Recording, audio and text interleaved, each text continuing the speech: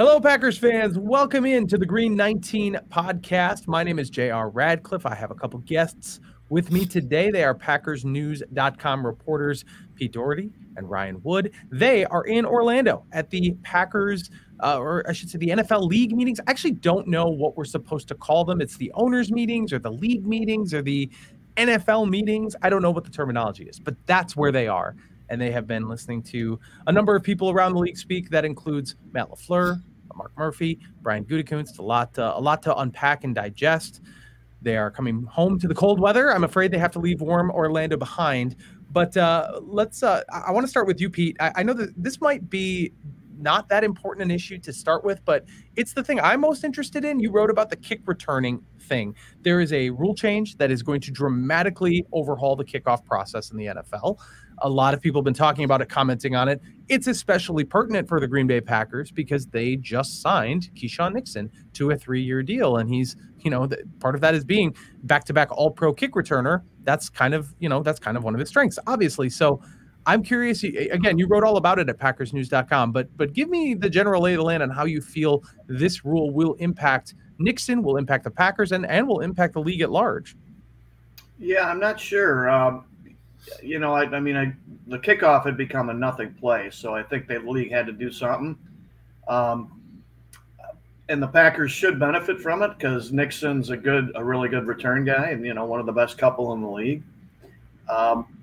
But what I'm not sure is how big that benefit will be. I saw just one clip on Twitter because they based this off an XFL, how the XFL did it the last 2 years. And, because the coverage guys are lined up so far downfield and they only have to go 5 yards before they're run into their blockers, it's just this line of guys coming up. And, on a kickoff, guys get all spread out because you have blockers to sift through. Some guys are getting blocked, some aren't. And this was just a wall. And so on the clip, I just saw a clip of one return. The guy got up to the wall. He kind of went to the left and got tackled after getting through it a couple of yards. And it was zero threat to go anywhere. And so I just wondered, I looked it up, and I think there was one kickoff return for a touchdown last year in the XFL out of, it was like 350 or 400 returns. And the NFL had 4 in like 600 and some returns, or 5, maybe it was the upper 500s. And the year before, the NFL had 6, which is, it's still more. So the starting line will be farther because the kickoffs are shorter. So the NFL's projecting the drives will start on average between the 28 and 29 on kickoffs instead of the 25.2 last year. But I'm not sure if we'll see longer returns or not. Murphy described it as he thinks, coaches are smart and they'll figure out some ways to make it, to get some big plays. But he said it's going to look more like a punt. Because they saw a lot more highlights of it. That'll look more like a punt than the current kickoff. And I wonder if, in the long run, if the best kickoff returner, now you need kind of a slightly bigger, faster straight line guy on kickoff returns. I wonder if the best kickoff returners with this are going to be guys who are punt returners now, smaller, really quick, short area quickness guys. I don't know. This is all it's a whole new world, so we'll see.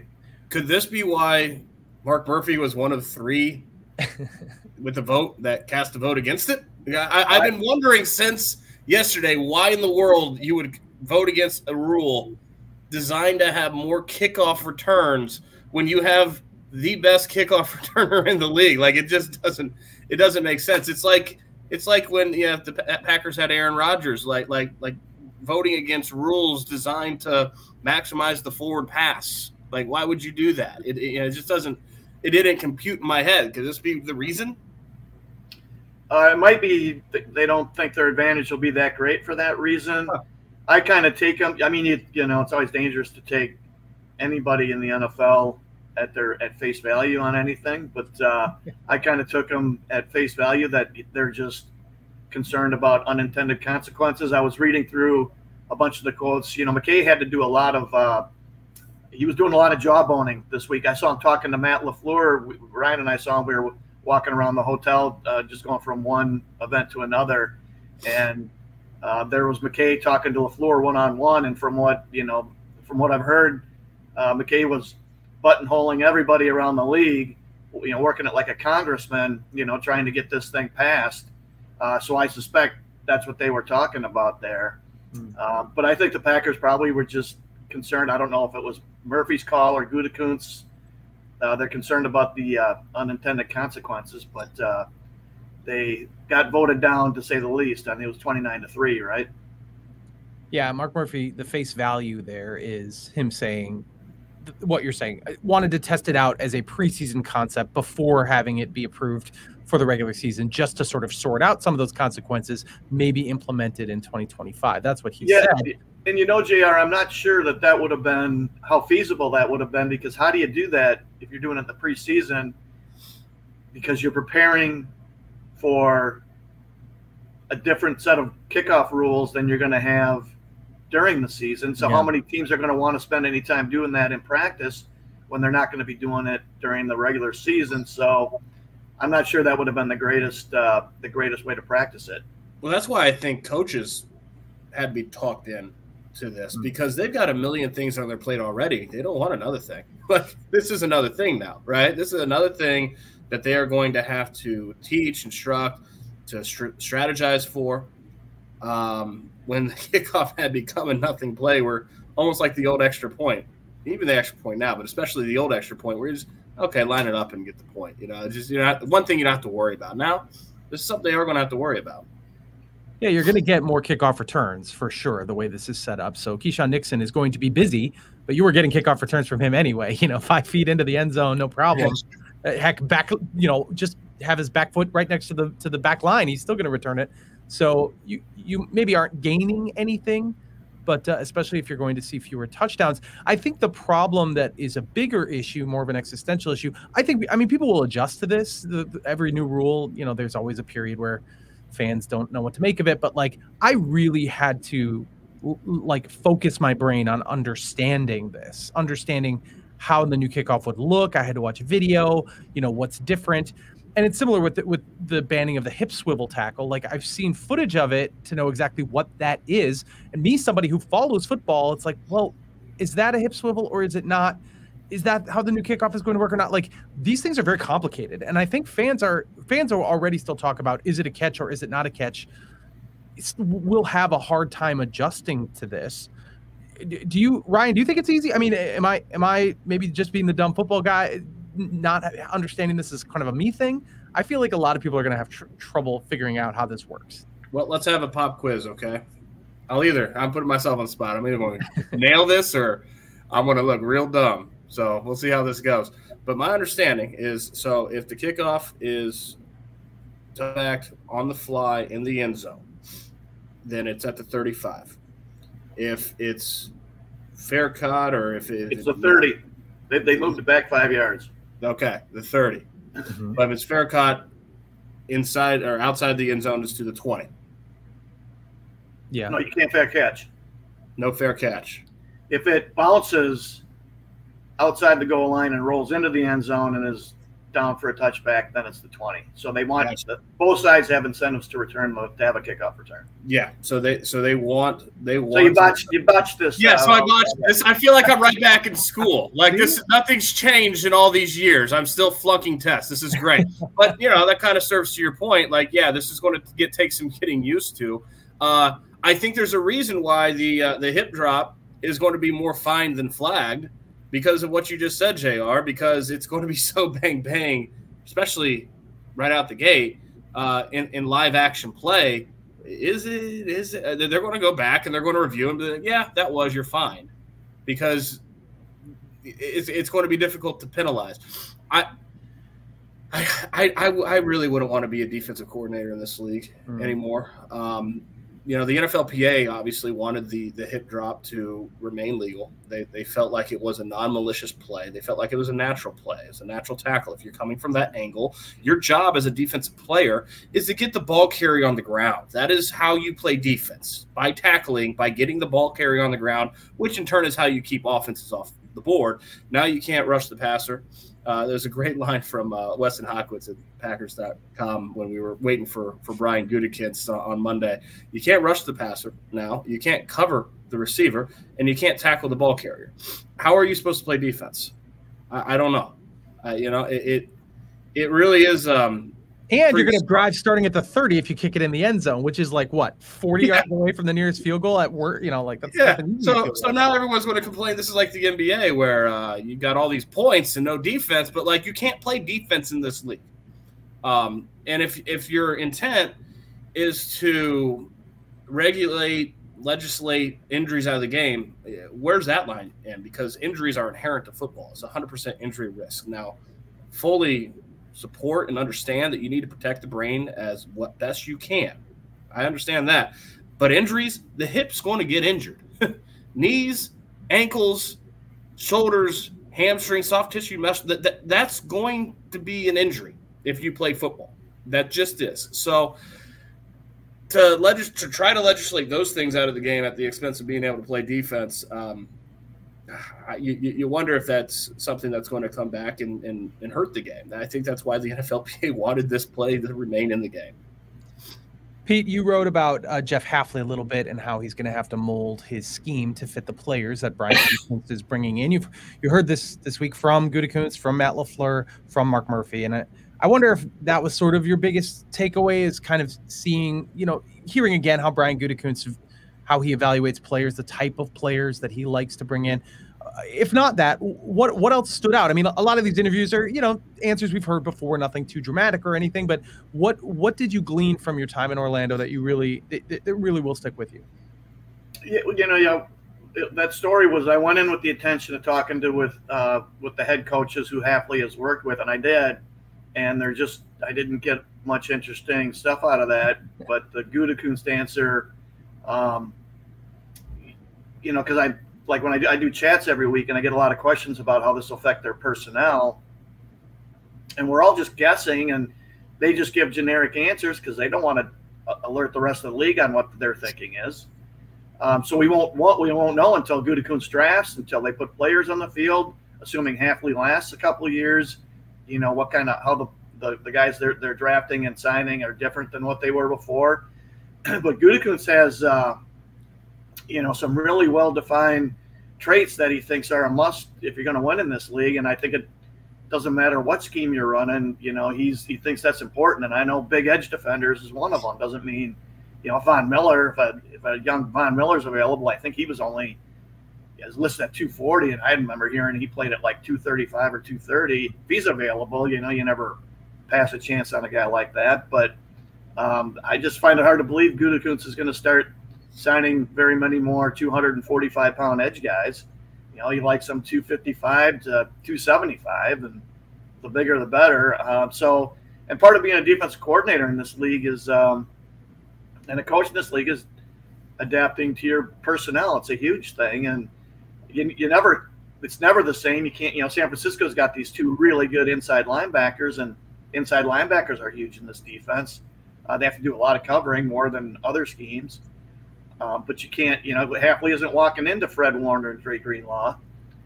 So he's going to have to, make some adjustments to cater it to his personnel. And I wonder if that was one of Joe Barry's failings, was if Devondre Campbell's to be believed, and I think he was probably there's a lot of truth in what he said. In his first year, he played inside linebacker, which is the way he wanted as far as reading routes and all of that. And he's an all-pro, and then the next 2 years, he gets paid, and so he does exactly what they're asking him to do. And he wasn't as good a player. Now his body's beaten up, and I think he's pretty close to being done anyway. So his play probably would have diminished anyway. But I wonder, one of Barry's failings was he didn't quite adjust enough to the specific personnel he had and tweak his scheme for it. And that's a huge part of this job. And it's a real gray area, how much to give in and how much to adjust for players and how much your scheme is what your scheme is. So you got to, to get the most out of the scheme, you got to do it that way.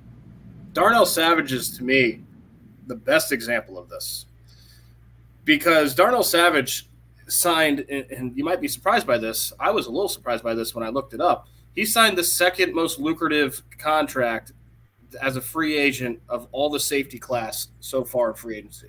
Y'all know who number one is. It's Xavier McKinney. But Xavier McKinney's is like it's like 3 times more than Darnell Savage's. Darnell Savage is second at something like 3 years, $21 million. And I walk up to Doug Peterson with the Jaguars, and I ask him, what do you like about Darnell Savage? First 2 things he said was he likes his nickel ability and his ability to be a blitzer. 2 things that we almost literally never saw Darnell Savage do with the Packers, right? So there is value with Darnell Savage doing literally what he was not doing with Joe Barry's defense.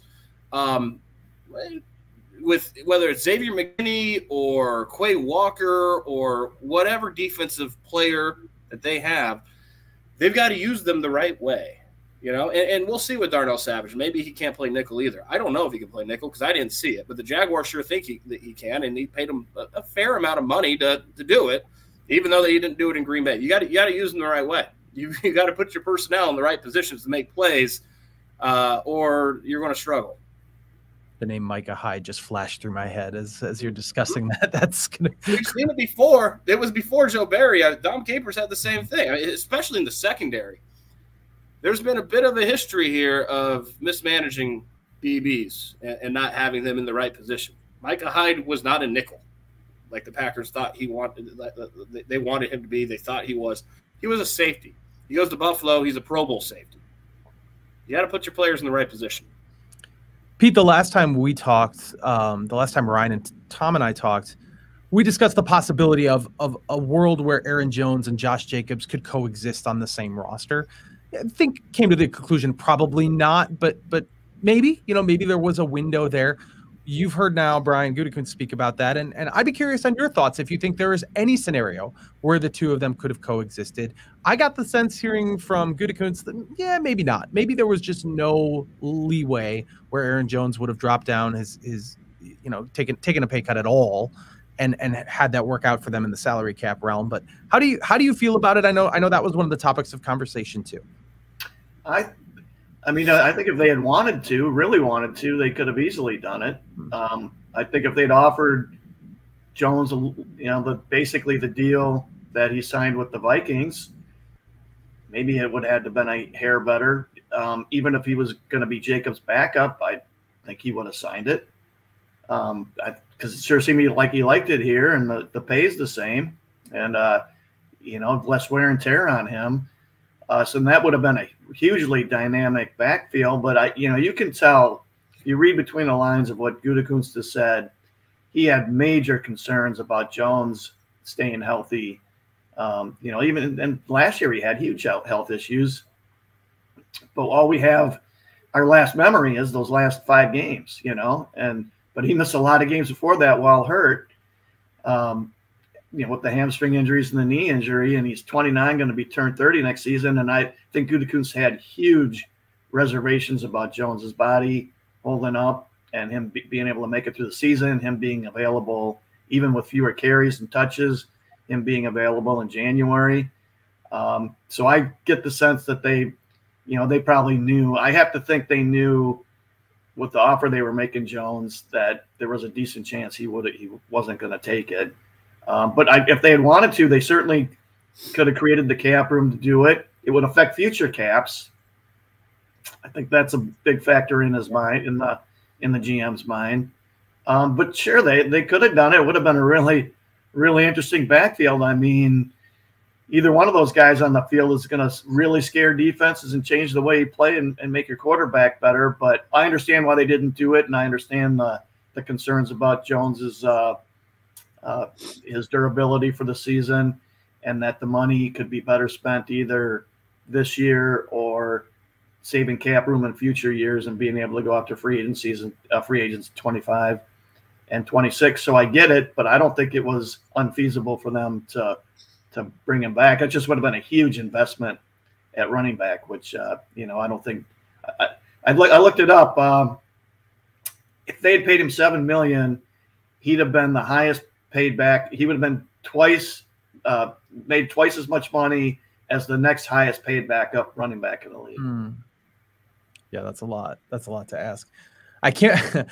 If you had told me at this time, 2 months ago or whatever, Aaron Jones will be a Viking and AJ Dillon will still be on this team as the backup. Yeah. I just, man. Something would have gone wrong there with that picture. Yeah, you would think. Instead, they got Josh Jacobs. So they're, and JR, the Packers are stinging a little bit. They have to be stinging a little bit to see Aaron Jones with the Vikings. It's not what you want for a player that's meant as much as he has to this organization, right down to the last 5 games he played for this organization, right? But all over the years too. But the Raiders are hurting way more. I mean, Antonio Pierce, when he was asked about losing Josh Jacobs on Monday morning, he winced. You watch the video. He winced. He said straight up, that one hurt. Like that was because the Packers are going from Aaron Jones to Josh Jacobs. The Raiders are going from Josh Jacobs to scratch, right? And they have a young running back they feel will be good, but they don't have a star, like a proven star, the way that the Packers do, to an extent with the way the Vikings do, right? You'd rather be the Vikings than the Raiders. The Packers made all right out of this running back shuffle in a way that the Raiders clearly didn't. But I like what Pete said, and I asked Brian Gutekunst point blank, were you tempted to keep Josh Jacobs and Aaron Jones together? I don't know how you couldn't be, because if you have the two, that's the perfect role for Aaron Jones as an age 30 running back. Brian Gutekunst after the season said when he said that they wanted Aaron Jones back, they anticipated he would be back. He also said they've got to protect him. They have to preserve. So they knew, to Pete's point, that injury concern is a big risk at age 30. They knew that he had to be in a diminished role for his own good, for his own protection. How can you not be tempted by this type of setup? But it came down to the future cap. It came down to the fact that, Aaron Jones' final year of his contract would have been 2024, but by keeping him on 2024, there's then 3 voidable years after his contract starting in 2025, and they didn't want those voidable years. They wanted it to only go to so far, so that if they don't go over that line, you get rid of the voidable years. It really came down to that. Another topic, Pete, I'll go back to you. Another topic is Jordan Love. I don't know if we learned anything that we didn't already know. This team clearly headed towards an extension with him. I thought you guys had something interesting that you said on one of your video recaps that you can find on the Journal Sentinel YouTube page, by the way, that when asked why would they be so confident after basically a half season of really good Jordan Love play, would they be so confident to sign him to a multi-year extension? And I think it was Brian Gutekunst or Matt LaFleur, I don't remember which, saying, well, he's been in the building for 4 years. So they know the character is the person he is. They know this growth, or at least they have assessed that this growth is real, is genuine, and it wasn't just a flash in the pan. I'd be curious if you have any takeaways, Pete, about the Jordan Love situation, if anything has changed in your mind now that you've heard what everybody had to say. No, and I hadn't thought of it from that angle till Gutekunst said it, because, they're going off still a fairly small sample. I mean, a half a season of, pretty, kind of shaky football. Mm-hmm. Part of it was him, part of it was young receivers, and a half a season of, man, that's pretty good, football. So that's not a ton, but it does make more sense when Gutekunst said, because they could still get this wrong and it could go badly, but when he said they've seen this guy, they've worked with him for 4 years now, they know his work ethic, they know, how he treats other people, what the other people around him think of him. So they've got a lot more information to go on than those of us on the outside who only see what happens on the field. So that they have a lot to go on. It's funny, I did talk to, the first column I did down here was I talked to the 4 AFC head coaches who faced him last season. And when I was, kind of implicit in their answers was, this guy's a quarterback. He's for real. It wasn't like, I mean, you could just tell, you definitely got the vibe that there are probably only a handful of teams, if that, who wouldn't sign this guy to a contract extension after he did what he did last season. There might be one or two teams that for whatever reason wouldn't do it. But a huge majority of teams in this league would sign Love to a pretty big contract extension this offseason if they were in the Packers' shoes. Ryan, it sounds like we're going to find out pretty soon about Brazil, about whether or not the Packers are going to be headed to South America for a game against the Eagles at some point. I think that'd be the first week of the season. Down to the Browns and the Packers, according to Mark Murphy. And I mean, I don't know who ultimately makes that choice, but if I were choosing between those two franchises, I know which one I would personally go for, bias included, I suppose. What do you think? Are you looking up places to go, things to see in Brazil at this point? Have you done any of that research, or is it still too early for you?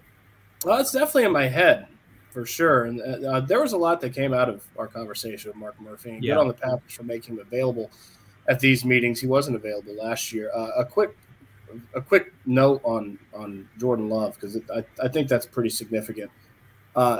Pete's right. It could go bad. Like, I thought it was interesting. Brian Gutekunst didn't deny that there is risk here with a small sample size on the field and paying a mega extension. He didn't deny that. What he did was explain why the Packers are comfortable taking that risk. Now, on one hand, they have no choice. I'd even go a step further, Pete. I don't know if any team at this point wouldn't do this kind of extension that's upcoming, because it's just the way that the business is done in the league.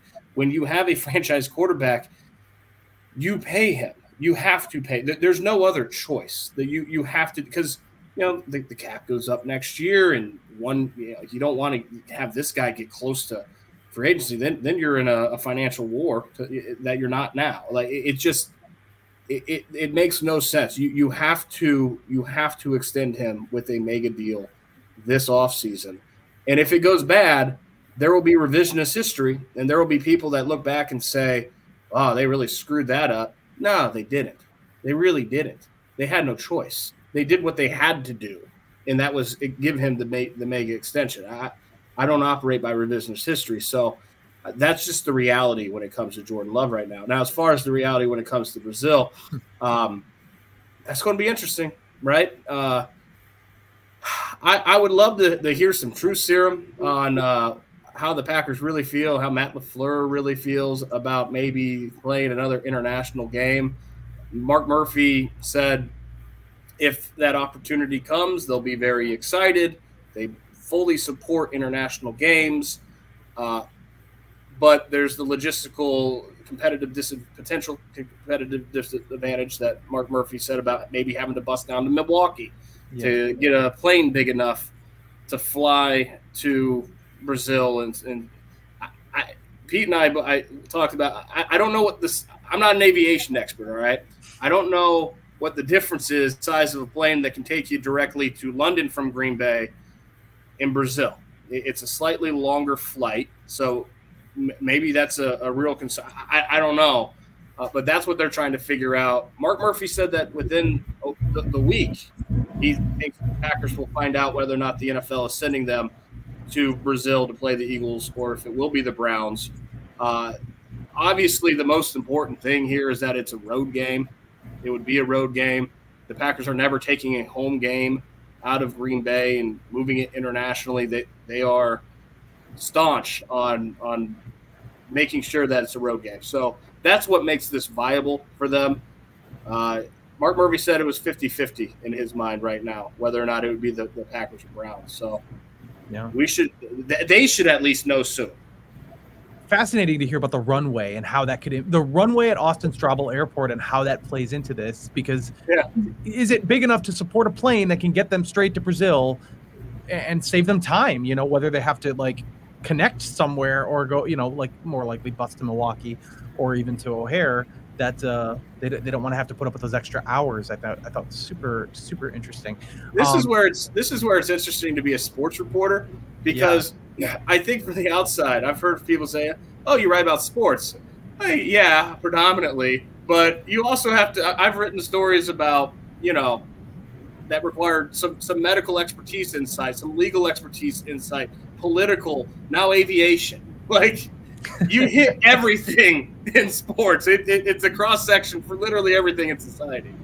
Pete, let's stay with Mark Murphy and politics and Green Bay infrastructure, I guess, is kind of what we're going with here.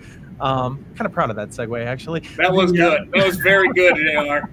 The lease situation with the city of Green Bay, it's also a very dense, complex situation. Mark Murphy spoke about it a little bit, frustration that the city of Green Bay has actually decided to put pause on talks over a lease extension, which the lease isn't up for another 9 years. You could even argue, based on some of the way the contract works, it's even longer than that. It's another 10 years beyond that. So I guess if you're the average fan, you're wondering about the urgency here. Like, why is this a central issue now? And what effects fans might see, if there's certain construction projects that don't get taken care of in advance of, say, the 2025 draft, if that's something that fans should be thinking about and concerned about. Like, what are the things the average fan needs to know about this particular, I don't know if dispute is too strong a word, but what is going on between the Packers and Green Bay? Yeah, this is getting, well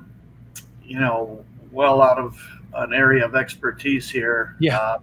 And, I just don't know enough about this whole issue. I just can't do any editorializing because I don't know what I'm talking about. I've been covering the team since '93 and lived in Green Bay since '87. I don't remember the lease ever, I don't remember this becoming any kind of issue at all. I don't know how many times. I couldn't even tell you how many times they renegotiated it or extended it during that time. I barely even remembered that they had a lease. Yeah. So this is unusual in that way, but I don't know who's got the better argument between the city and the team. I don't know enough about it to know, so my opinion would be useless on that. It sounds like if they're putting off these infrastructure projects because of it, that's not the greatest thing for Lambeau and for the franchise, because they want to move ahead on those things, in a very timely manner. But other than that, I don't know that it'll affect. I doubt fans will notice much of a difference, if any. Mm-hmm. And it's just unfathomable that this would not get worked out. And there's 9 years till the lease runs out and all of that. That sounds like the Packers want to do this sooner rather than later. It's going to get done. It's just there's going to be more squawking and about it than I can ever remember in anything close to in the past on this issue. I think Milwaukee fans have their antennas up because here in Milwaukee, the subject of the Brewers and the lease was a very big story over the past year and a half. And the Bucks in the past have also had that. And like you said, the Packers haven't had anything like that. The story by our colleague Rich Ryman indicates the Packers ultimately would like to extend the lease to 2062. And I'm just like, well, I'm dead when that thing runs out. I'm not even going to worry about it at that point. It's years that I haven't even considered in my mind yet. So it's a different situation. Probably not. Go ahead, Ryan. I think an important part of this is I don't know how local government works. I'm not a local government reporter. But I would think, again, I don't know this, but I would think there will be a new mayor in 9 years, right? Presumably. We know that there will be a new president, CEO of the Packers in 9 years. So an important part of this is that there's there's squawking now. But ultimately, if this current regime on both sides don't work something out now, this will come down to different regimes. This will come down to different decision makers. So, and they're never letting the Packers out of Green Bay. Why would they? The Packers, Mark Murphy made it extremely clear that we're going to stay in Green Bay. He said they're never leaving Green Bay. So this is really just squawking for the moment. And I'm not saying it's insignificant. It's significant, but it's going to get worked out. Yeah. Do we know? Do we have a sense if there's any timeline as to when the Packers might name a successor to Mark Murphy, or on the other side of that, if there are other things Mark Murphy still wants to achieve before he's out of his current role? Pete, I mean, he's done he's the Titletown District and now the draft are obviously pretty big things that he's checked off his list. But do you have any sense into that process at all? Rich Ryman, you mentioned, he does the reporting on business side of the Packers. He had a story on this, I don't know, it was a few weeks ago, a month ago, 6 weeks ago, and they put out a timeline. They've started, they hired a search firm. They've set up a subcommittee of the executive committee and some board members. The process has started, and I think they said they wanted to get somebody hired, I think it was in 6 to 9 months, and have that person work with Murphy for half a year or so. I think Murphy's retirement will be in July next year. So they wanted to have that person, working with him for half a year or so. So I think, if I remember right, it's something that we could probably expect to be done by the fall or really early next year. That might not be exact, but that's, I think that should be close enough to give people an idea. All right. Every good podcast conversation, just like every good story, needs a good kicker. Greg Joseph is the new kicker in Green Bay. He was signed one of a couple names, I guess, who will be giving Anders Carlson some competition as the year goes on. Greg Joseph is not a small name, Ryan. That's a guy that Packers fans know from his time with the Vikings. And I don't know if his numbers say, well, this guy is definitely going to be your kicker in 2024 to this point. But what did that say to you? Do you feel like that is a genuine possibility, or that they're just sort of like throwing a bunch of stuff at the wall to see what sticks? Oh no, we lost Ryan. Pete, you're still here, right? I'm still here. I think it's a little bit of both. Yeah. This guy's more proven competition for Carlson than the guy from Georgia. I don't even know how to pronounce his name, Palenzi or whatever it is. Yeah. Mm-hmm. So this guy's kicked in the league, and so he's legit competition. So I think that's, they want to push this guy. I'm sure if they have their druthers, Carlson will just be much more consistent and win the job and be their guy for however long. But they have to give themselves viable options, because if he just doesn't improve enough, they can't have what they had last season with all those mixed kicks and especially those missed extra points. All right, Ryan, you've returned to us. We're talking kickers. We're talking the Greg Joseph signing. Any thoughts there? Well, let me talk internet real quick. My internet in this place is leaving something to be desired. I'll tell you that. I missed almost the entirety of everything you said because of the internet, but I heard throwing things against the wall and trying to hope something sticks. Yeah, and that's exactly what they're doing. It's interesting. After we talked with Matt LaFleur on Tuesday morning, I turned to Pete in the media area, like, we got through this entire thing and didn't ask anyone about kickers. But I don't know what else there is new there. It's very significant. It's a big deal because their season, in no small part, ended because of the kicking problem. I mean, it's a big deal. But there's nothing really new there because that's exactly what they're going to do.